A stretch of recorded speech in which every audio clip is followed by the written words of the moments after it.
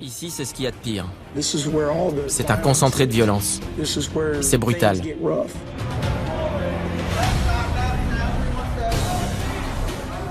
Quand je suis arrivé à la prison de Styles, ils m'ont mis dans une unité avec des membres de gang, des fachos. J'étais mal barré.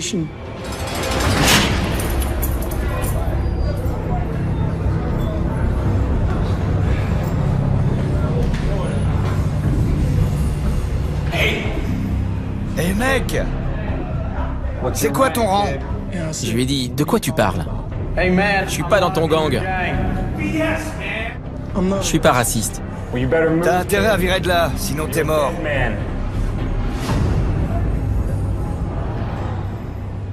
Ah, mort! Ah, mort! Ah, mort! Ah, mort! Et là, j'ai compris que j'allais me faire éclater. Massacré. Je risquais d'y laisser ma peau. Approche. Fais voir tes mains. Je ne savais pas quand ils allaient me frapper. Mais c'était qu'une question de temps. Écarte-toi de la porte. J'ai compris qu'il fallait que je me batte. Pour sauver ma peau. Allez chercher des renforts. Ils sont peut-être armés. Séparez-vous. Restez à terre. Couchez. Sortez-le de là. Sortez-le de là. Toi, bouge pas. C'était vite vu. Soit je butais un mec, soit je me faisais buter. Soit je me barrais de là.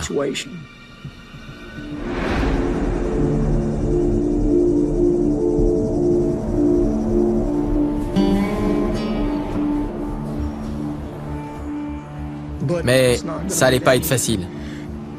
Les prisons, c'est fait pour vous tenir enfermés. À la prison de sécurité maximale de Styles, la sécurité est très stricte. Chaque détenu passe 23 heures par jour dans sa cellule. Comptage. Il y a des comptages toutes les demi-heures. On envoie un seul prisonnier à la fois dans la cour. C'est très contrôlé. Il y a 3 tours de guet, une patrouille mobile, 2 clôtures et une zone de no man's land. Ils tentent de s'évader, risquent d'être abattus. Les surveillants ont pour instruction de tirer pour tuer.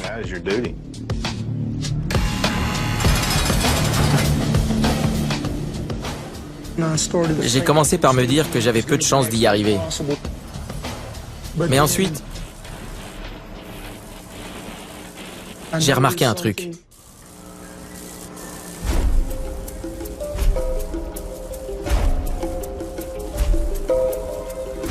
Il y avait de l'eau qui coulait sur ma lampe depuis la cellule d'au-dessus. Et là, ça a fait tilt. Il devait y avoir un moyen d'accéder à l'ampoule. Il y avait sûrement un tunnel d'accès ou un conduit pour que le type chargé de l'entretien puisse passer derrière le mur. Si j'arrivais à passer derrière la lampe, j'avais une chance de pouvoir sortir. J'ai commencé à examiner le panneau et j'ai vu que c'était du plexiglas. Ça faisait comme des alvéoles. Tout ce qui est en plastique peut être découpé. Oui, mais comment faire?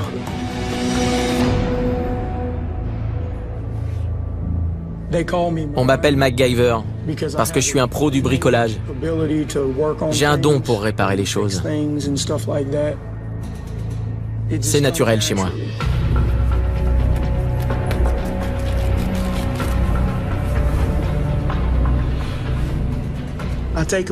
J'ai arraché un bout de fil pour voir si j'arrivais à couper avec.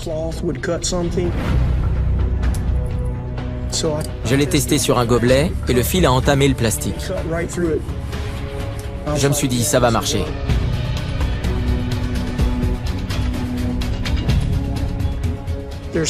Il y avait un joint en silicone tout autour de la plaque en plexi. J'ai pris un cure-dent en plastique et j'ai gratté le joint.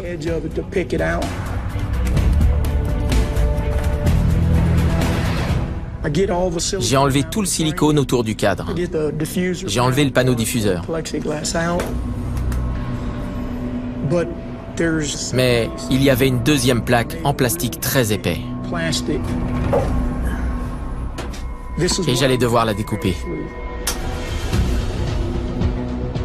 J'ai pris du fil, je l'ai torsadé pour former une ficelle solide et je l'ai glissé derrière la plaque. Puis je l'ai fait rentrer tout le long du bord supérieur jusqu'à ce qu'il passe derrière. J'ai pris un bout de drap, je l'ai attaché au fil, j'ai fait passer le drap derrière, puis j'ai commencé à faire un mouvement de va-et-vient pour entailler le panneau.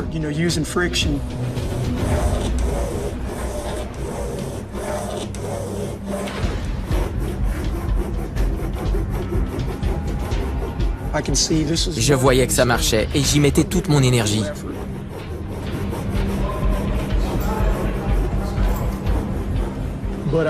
Mais j'avais peur de faire du bruit.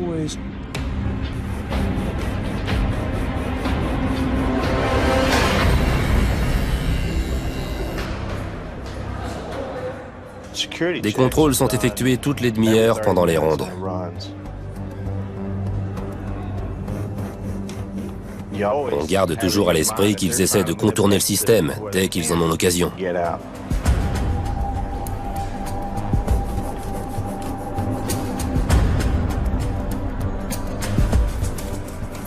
Quand j'ai vu une ombre, j'ai su qu'ils arrivaient à ma porte. Y a un problème?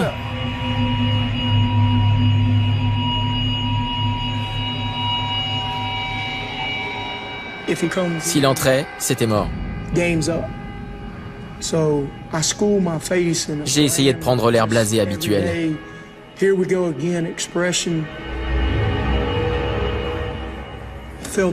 J'avais le cœur qui battait à fond et la bouche toute sèche.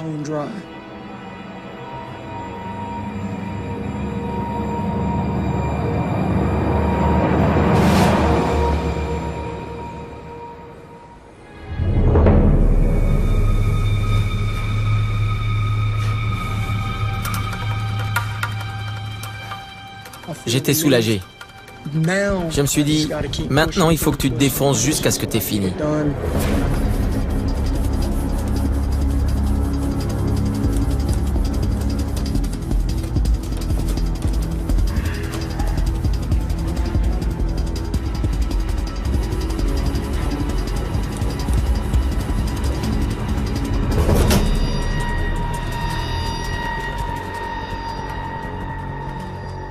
Au bout de plusieurs heures, le panneau a cédé.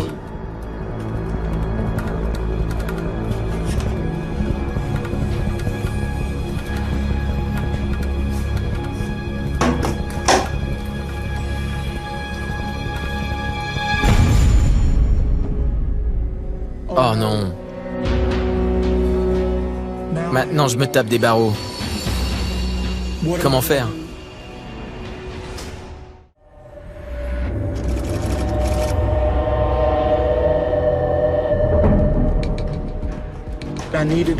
Il fallait que je trouve un moyen de les couper. Mais sans outils, ça allait être extrêmement dur. C'était des barreaux en acier doux. Et j'ai réalisé que je pouvais sûrement trouver un objet plus dur qui me permette de les couper. Il y avait sûrement de l'inox quelque part dans le conduit. C'était forcé. J'ai remarqué qu'il y avait un collier de serrage, comme ceux qu'on trouve sur le radiateur d'une voiture. En le coupant en deux, je pouvais l'utiliser comme lame de scie.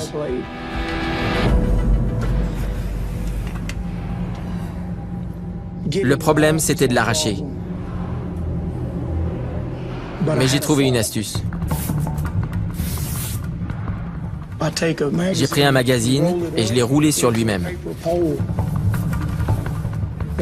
J'ai formé plusieurs rouleaux et je les ai attachés ensemble pour faire une canne à pêche. J'ai accroché un bout de fil à l'extrémité de la canne. Puis j'ai mis une boulette de papier toilette humide au bout du fil. J'ai commencé à faire un mouvement de balancier. J'ai fait aller et venir la boulette comme dans la pêche à la mouche, en essayant de la faire passer derrière le tuyau.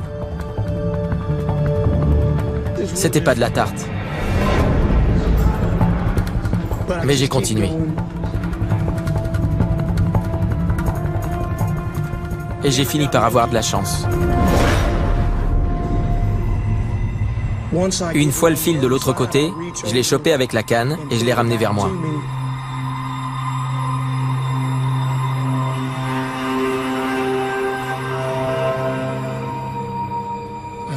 Je me suis dit, si je lâche, c'est mort. J'y arriverai jamais.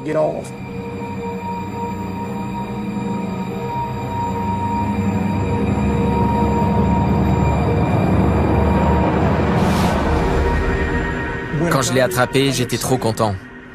J'avais pris mon temps et j'avais réussi à faire passer le fil derrière.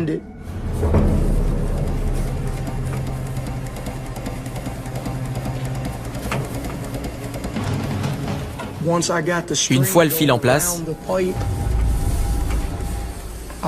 j'ai fait passer un drap entier autour du tuyau.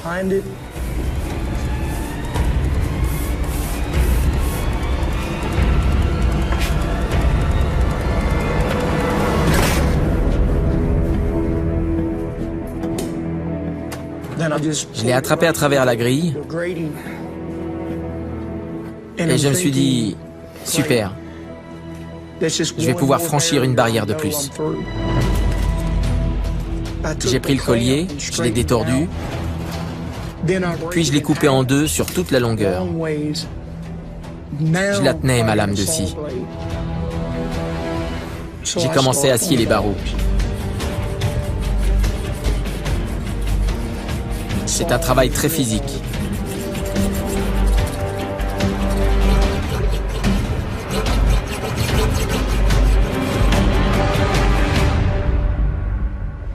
J'ai réalisé que ça allait prendre trop longtemps. Les surveillants n'allaient pas tarder à passer devant ma cellule. La porte de la section était contrôlée par une serrure électrique. Quand elle s'ouvrait, ça faisait un... et un clic. Je l'entendais depuis ma cellule. Et donc je savais quand un surveillant allait venir.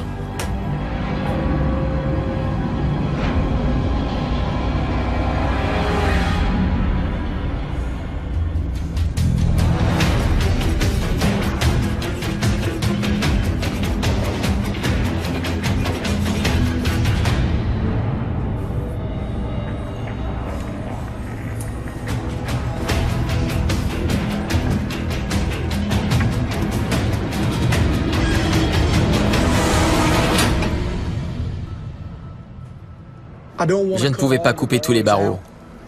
Ça m'aurait pris trop longtemps. Il fallait que je trouve un moyen d'enlever la grille entière.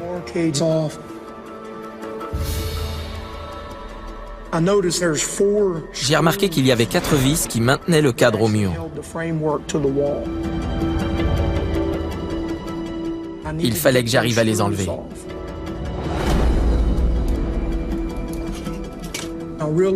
La meilleure solution était de recourber le barreau. Ça formerait une clé.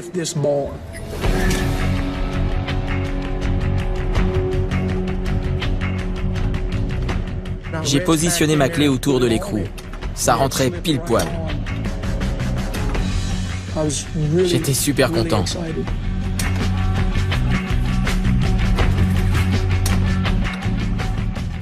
L'écrou se desserrait. Nickel.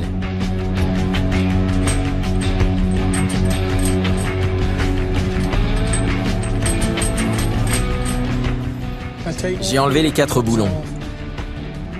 Enfin, j'avais accès à la canalisation. Le cadre était lourd et je voulais pas faire de bruit. Je l'ai dégagé et je l'ai appuyé contre le mur.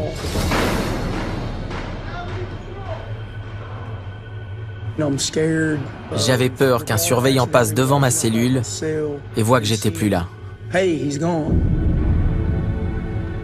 Mais j'avais ce sentiment de liberté auquel je ne suis pas habitué.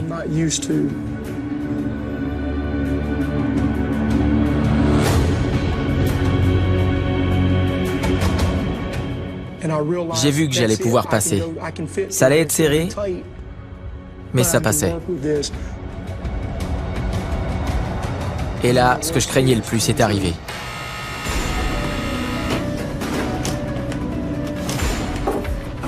Je savais que je n'avais pas assez de temps pour tout remettre comme il faut. Mais il y avait une chance que ça tienne.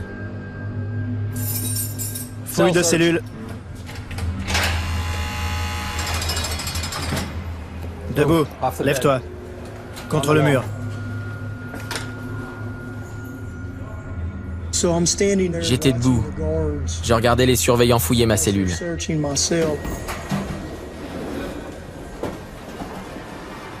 Pourquoi ta lampe ne marche pas?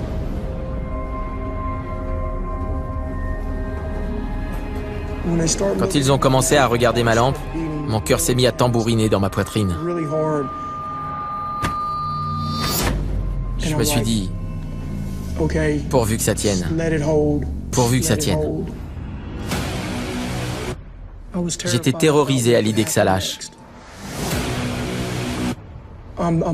J'étais nerveux, mais je ne laissais rien paraître. Il fallait que je me contrôle. Il fallait pas que je leur montre ma nervosité.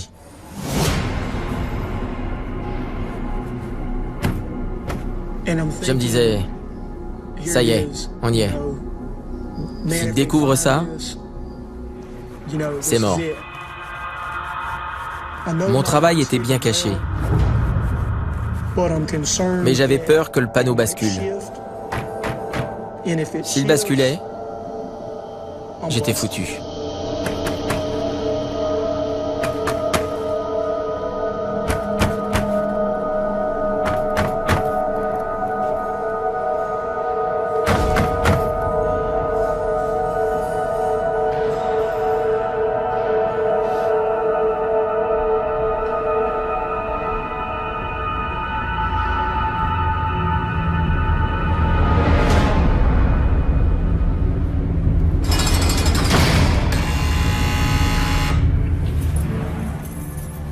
Quand il est parti, je me suis senti soulagé. Ça allait mieux.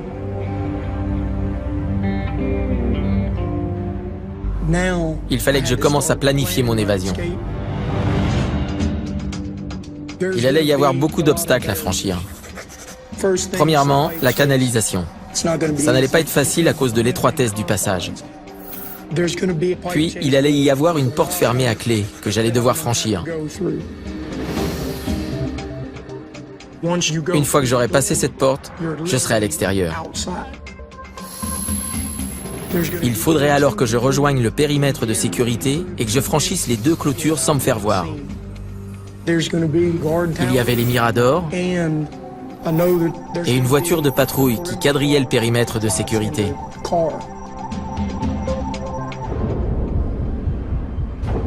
Je m'inquiétais aussi pour ma jambe. J'ai des broches en métal qui vont de mon genou à ma cheville. Donc j'allais avoir du mal à semer tous ceux qui allaient se lancer à ma poursuite. Mais j'allais essayer.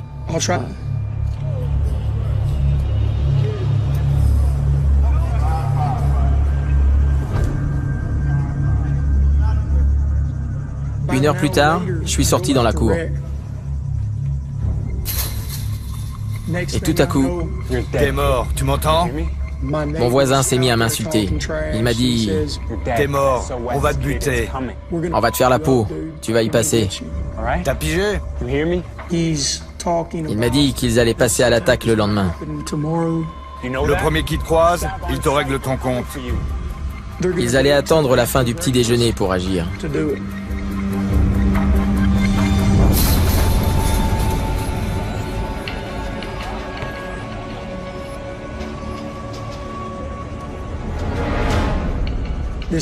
Et là, je me suis dit, ça y est, je suis en danger de mort. Et j'ai pris la décision de me tirer le soir même.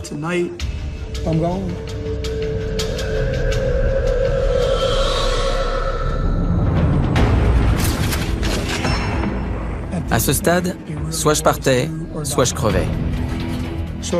Donc j'ai tout préparé. J'ai pris une couverture en laine et je me suis fait un sweat avec une capuche pour que tout mon corps soit camouflé,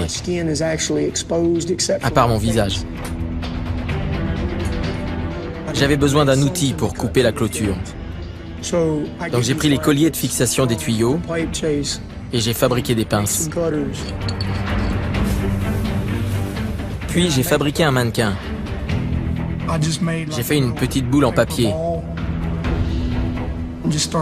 et j'ai mis des cheveux dessus. Ça ressemblait à une personne en train de dormir. Les matons n'allaient pas tarder à venir. Il fallait que je me dépêche.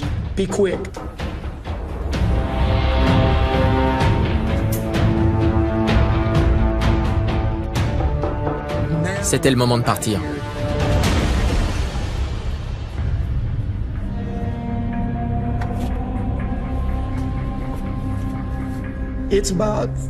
Il était 3h45 du matin quand j'ai grimpé dans la canalisation. J'étais nerveux et pas très à l'aise parce que je savais qu'à partir de là, il fallait que j'avance. Je ne pouvais pas revenir en arrière.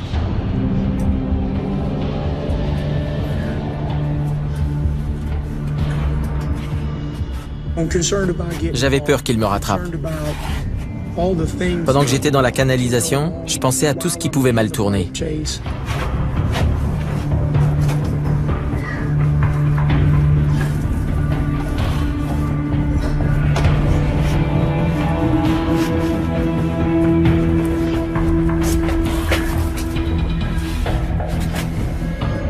Quand j'ai vu la porte au bout de la canalisation, j'ai réalisé qu'entre le monde extérieur et moi, il y avait une serrure.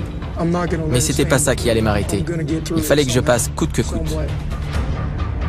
Je me suis servi de la lame de scie pour dévisser les vis.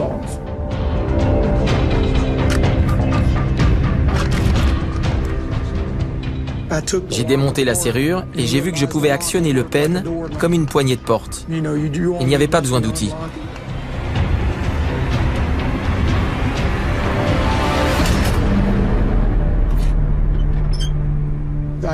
Je l'ai juste entrouverte pour inspecter les alentours.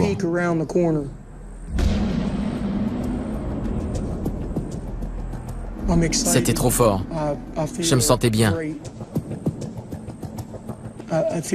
J'avais la liberté à portée de main. Tout ce que j'avais à faire, c'était aller jusqu'à la clôture, la couper, et j'étais libre.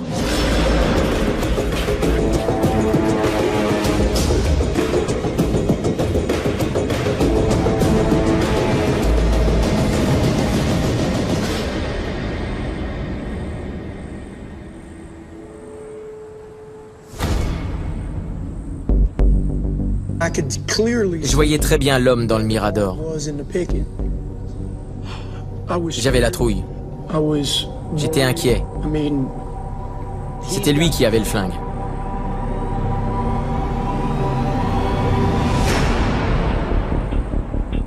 Ma vie était entre ses mains. Mais c'était trop tard pour reculer. Alors j'ai couru jusqu'à la clôture.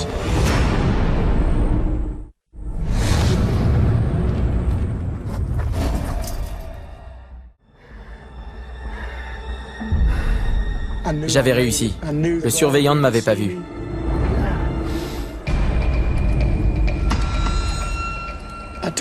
J'ai pris ma pince pour couper le fil. J'avais poussé un peu ma capuche pour mieux voir sur les côtés.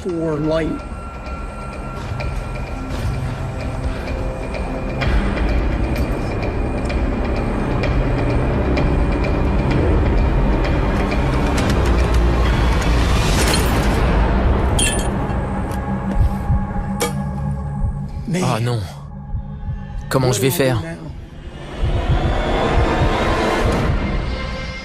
Je voulais pas escalader la clôture à cause de ma jambe, mais j'avais pas le choix.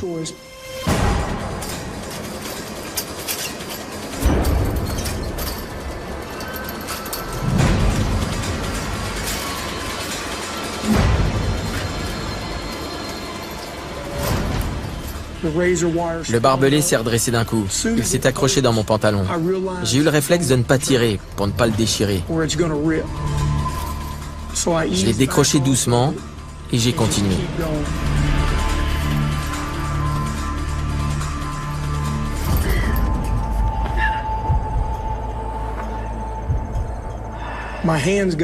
J'avais les mains tout écorchées à cause du barbelé. Ça me faisait un peu mal. Mais j'avais une telle montée d'adrénaline que je sentais pas vraiment la douleur.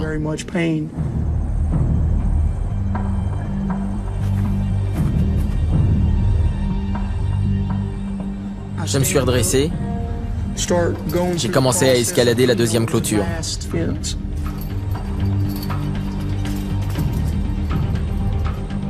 Encore un effort et j'étais libre.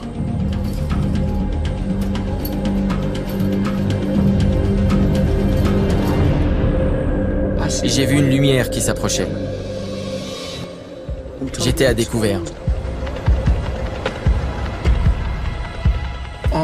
J'étais obligé de faire ce que j'avais vraiment pas envie de faire.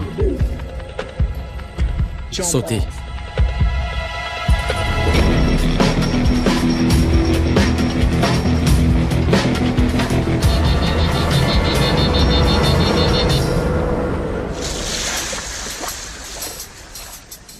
J'étais libre. J'étais dehors.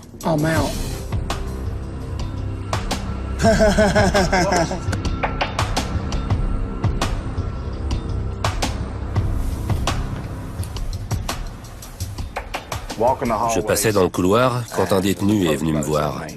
Il m'a dit qu'un détenu n'était pas dans sa cellule. T'es sûr? Il m'a donné le numéro.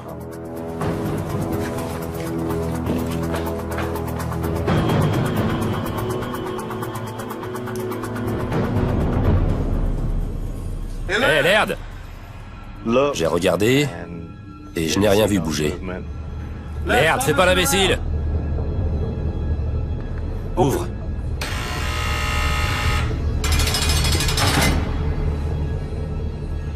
On est entré dans la cellule. Laird? On était sur nos gardes. Laird!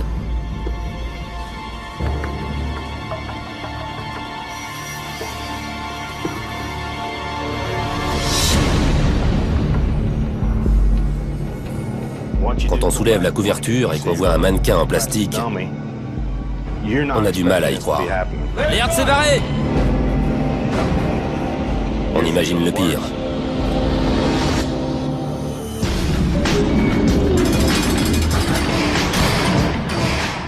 On a immédiatement verrouillé toutes les issues.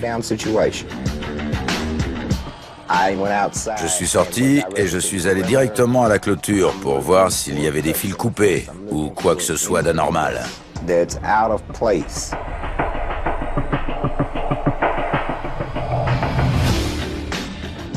On a repéré l'endroit où il avait franchi le barbelé. L'herbe était plus foncée aux endroits où il avait rampé. J'ai donné l'alerte et déclenché la sirène.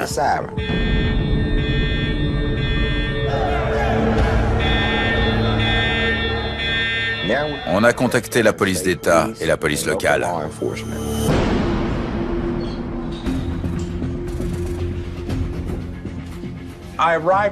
Je suis arrivé à la prison de Stiles, un nouvel établissement. À l'époque, c'était un modèle du genre. On était choqués qu'un prisonnier ait pu s'évader. Asseyez-vous. À ma connaissance, il n'y avait pas encore eu d'évasion. Je vais vous poser quelques questions au sujet de Laird. On a commencé à interroger tous les détenus pour obtenir un maximum d'informations. Vous le connaissiez depuis longtemps? Est-ce qu'il a parlé d'une petite amie? Non. D'un endroit particulier? Non. Est-ce qu'il a des amis? Non. De la famille? Non. Est-ce qu'il communiquait avec les autres détenus? Non. Il était solitaire. Désespéré comme il l'était, j'avais peur qu'il commette une agression ou un vol, parce qu'il n'avait personne pour l'aider. Il ne pouvait pas aller voir sa famille pour lui demander de l'aide. Il allait devoir voler et tuer pour rester libre.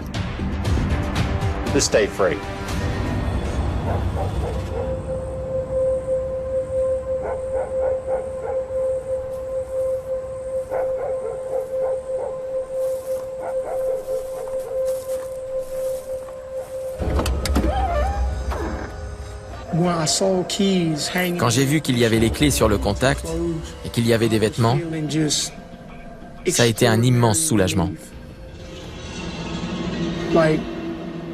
Je me disais, t'as un bol incroyable. Je me suis assis au volant, mais j'étais plus aussi confiant. J'avais un gros problème. J'avais jamais conduit.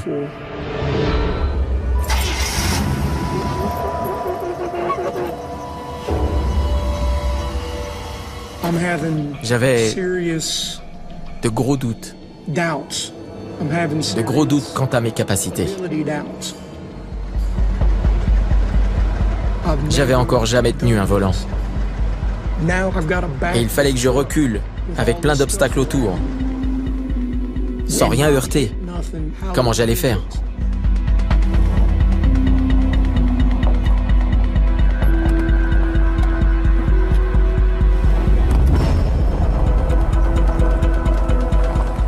Une fois sorti, je me suis dit, ça y est, t'as fait le plus dur. C'est fini. Maintenant, c'est simple. Tu peux y arriver.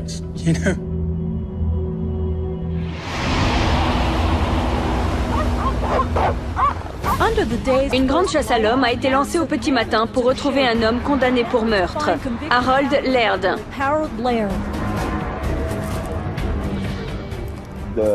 Les chiens pisteurs sont capables de détecter une odeur, et on a pu s'assurer qu'on était bien sur la bonne voie. Je peux vous poser quelques questions? On arrive à une caravane. Un type en sort. Il se rend compte que sa camionnette a disparu. Et il a une carabine avec 122 cartouches à l'intérieur. À partir de là, on passe au niveau d'alerte supérieure. Le fugitif a un véhicule avec une arme et plein de munitions. J'ai besoin que les marshals diffusent un avis de recherche. Un avis de recherche national est lancé. Le suspect s'appelle Harold Martin Laird. On transmet l'ensemble des informations qu'on possède dans tout le pays. Homme blanc, 26 ans, numéro de plaque GMC 1500. Le suspect disposerait de 122 cartouches et d'un couteau. On est déterminé à trouver Laird le plus vite possible.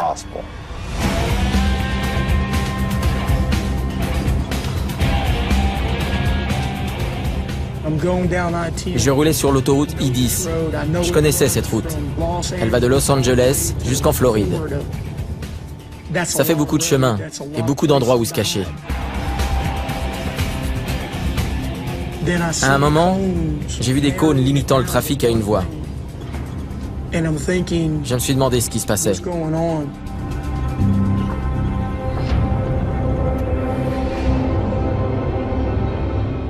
Il y avait un flic. Il inspectait l'intérieur des voitures.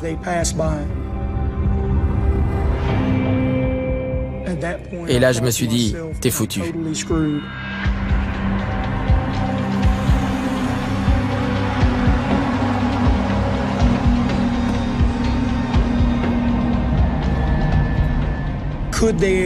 Est-ce qu'il pouvait déjà avoir mobilisé la police? Je savais pas. Je savais pas combien de temps ça prenait.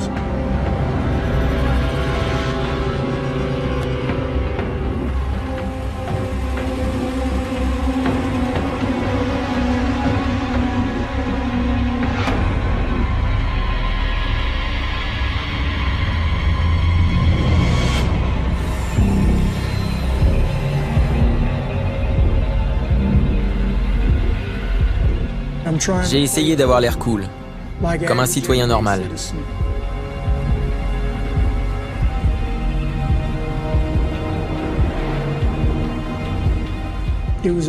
J'étais paniqué. Je transpirais et mon cœur battait à 100 à l'heure.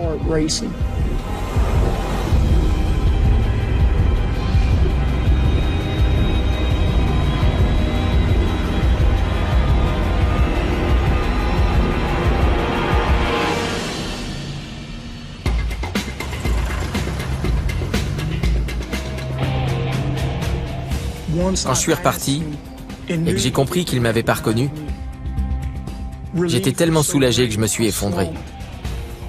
Je me suis dit, waouh, c'est trop cool. Je suis libre. Ils me rattraperont pas.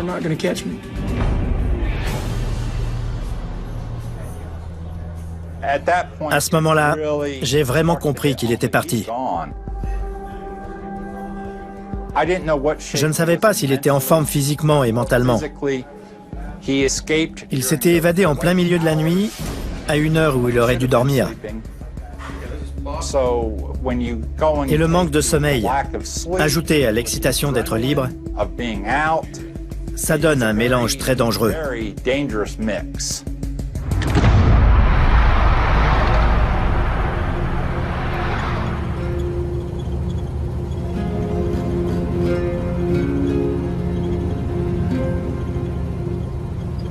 Quand je suis arrivé dans le Mississippi, j'étais épuisé. J'étais tellement crevé que j'étais pas loin de m'écrouler. Ça faisait plus de 24 heures que je m'étais évadé. J'avais pas dormi et j'en pouvais plus.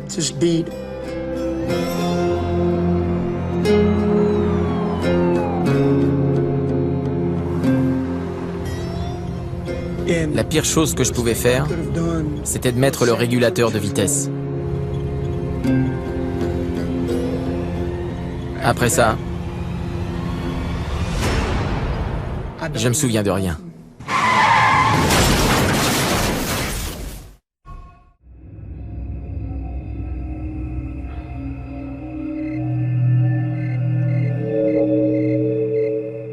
Quand je me suis réveillé, la voiture était arrêtée dans l'herbe.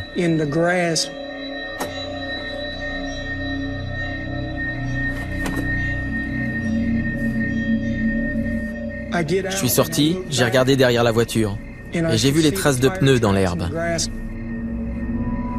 J'ai réalisé que j'avais une chance incroyable. J'étais pas blessé. C'était plus que de la chance. C'était un miracle. Je me suis dit qu'il fallait que je trouve un endroit pour dormir.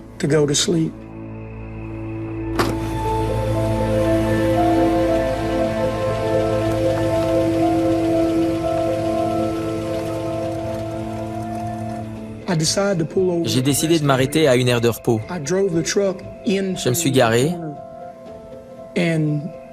J'ai enlevé mes chaussures. Je me suis allongé et je me suis endormi.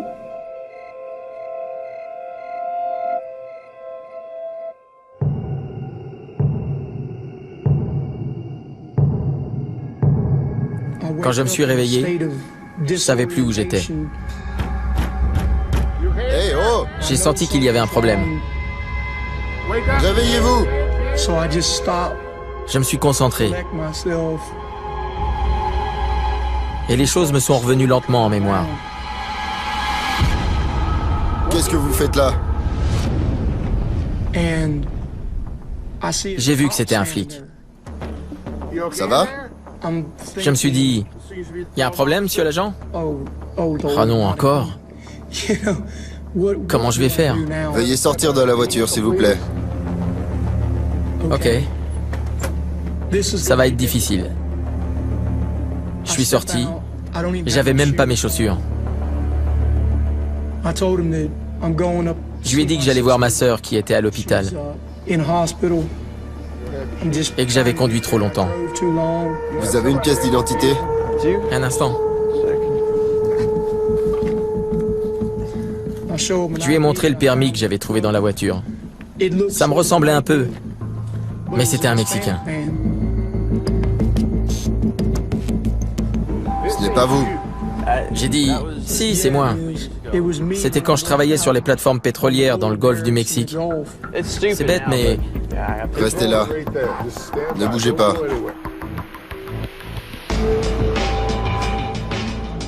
il est allé contrôler le permis. Officier Jordan à Centrale. Je me suis demandé si j'allais m'en tirer sur ce coup-là. Est-ce que mon bobard allait marcher? C'est un permis du Texas.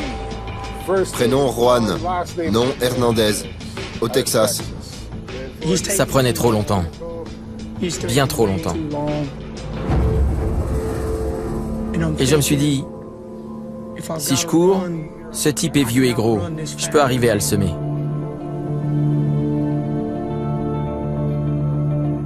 C'est ma seule chance de m'en tirer.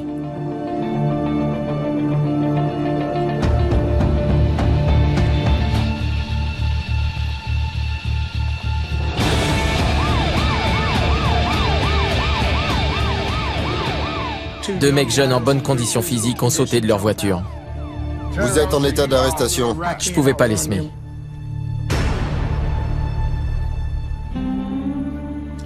La voiture avait été identifiée comme étant volée. C'était foutu. Ils allaient m'emmener en tôle, prendre mes empreintes et découvrir que je m'étais évadé d'une prison du Texas. Ma cavale était finie.